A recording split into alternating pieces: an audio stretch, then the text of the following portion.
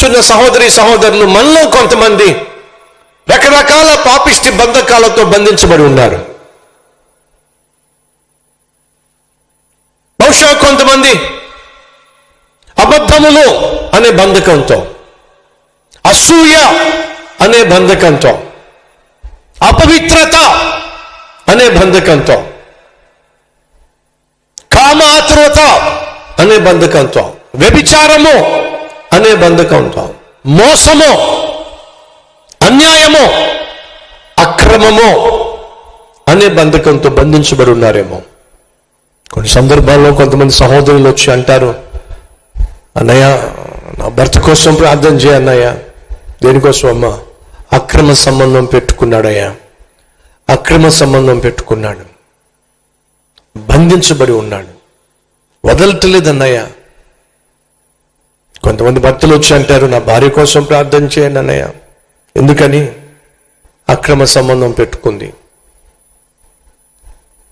విడిచిపెట్టో అని అంటే బెదిరిస్తుంది, పైపెచ్చు నా మీదే కేసు పెడతానంటుంది. కొంతమంది తల్లులు తండ్రులు వచ్చి, అయ్యా మా అమ్మాయి కోసం ప్రార్థన చేయయ్యా.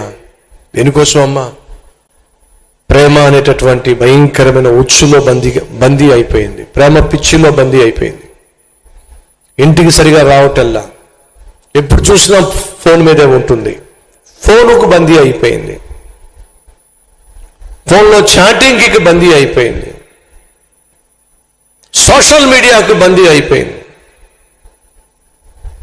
మరి కొంతమంది బూతు సినిమాలకు బందీ అయిపోయారు, బూతు బొమ్మలకు బందీ అయిపోయారు.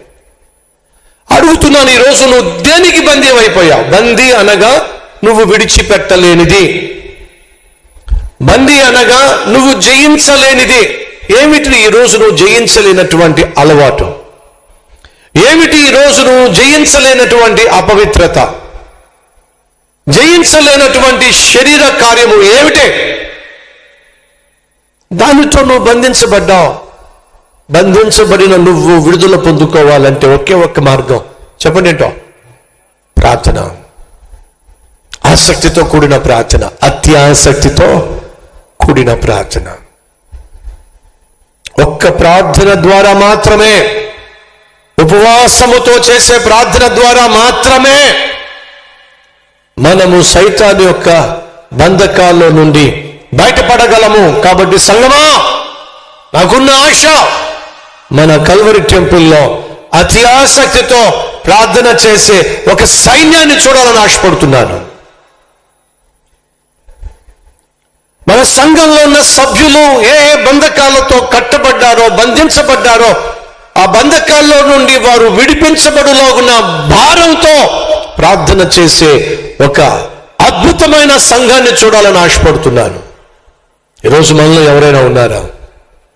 అతి ఆసక్తితో సంఘక్షేమం కోసం, అతి ఆసక్తితో కుటుంబ క్షేమం కోసం, అతి ఆసక్తితో నా క్షేమం కోసం నేను ఖచ్చితంగా ప్రార్థన చేసే ఒక ప్రార్థనా పరుడిగా ఉండాలని ఆశపడుతున్నాను అన్నవాళ్ళు ఇప్పుడు ఈ ఆవేశంలో ప్రతి ఒక్కళ్ళు ఒక చెయ్యేం కర్మ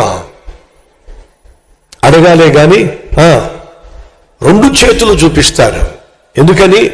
వాక్యం అలా ఉంది, మీరు అంతకన్నా గొప్పగా వింటున్నారు. కానీ ఫ్రైడే వచ్చేసరికి మళ్ళీ కనిపించరుగా. సహోదరి సహోదరులు అడుగుతున్నాను, నువ్వు, నేను, మనము, మన కుటుంబము, మన బిడ్డలు, మన భార్య భర్తలు, మన సంఘము, మన చుట్టూ సమాజము ఏదో ఒక బంధకంతో, ఏదో ఒక బానిసత్వంతో, ఏదో ఒక సంఖ్యలతో బంధించబడి ఉండగా ఆ బంధకాల నుండి విడుదల పొందుకోవడానికి, విడిపించటానికి ఒకే ఒక్క మార్గము ఏమిటి? సంఘముగా ఆసక్తితో, అత్యాసక్తితో ప్రార్థన చేయటమే మార్గం. కాబట్టి ఈరోజు నాకు ఎవరైనా మాట ఇస్తారా? అయ్యా, నేను మీకు మాట ఇస్తున్నాను. మన సంఘక్షేమం కోసం, మన సంఘ సభ్యుల క్షేమం కోసం, నా కుటుంబ క్షేమం కోసం, నా బిడ్డల క్షేమం కోసం నేను ప్రతి ఫ్రైడే ఉపవాస ప్రార్థనలో మందిరానికి వచ్చి సంఘముగా, సమాజముగా కూడి ప్రార్థన చేయడానికి నన్ను నేను అప్పగించుకొనుచున్నాను అన్నవారు ఉంటే చూపించండి. అటువంటి వారు చూపిస్తారు. నేను తప్పన్నా ఏమిటి? మీ పక్కకు చూడండి ఒకసారి, వాళ్ళు చూపిస్తారో లేదో. ఎస్ గల్లీలో ఉన్న వాళ్ళు ఒకసారి స్పష్టంగా చూపిస్తారా? ప్రతి ఫ్రైడే ఒక్క పూట ఉపవాసం ఉందాం.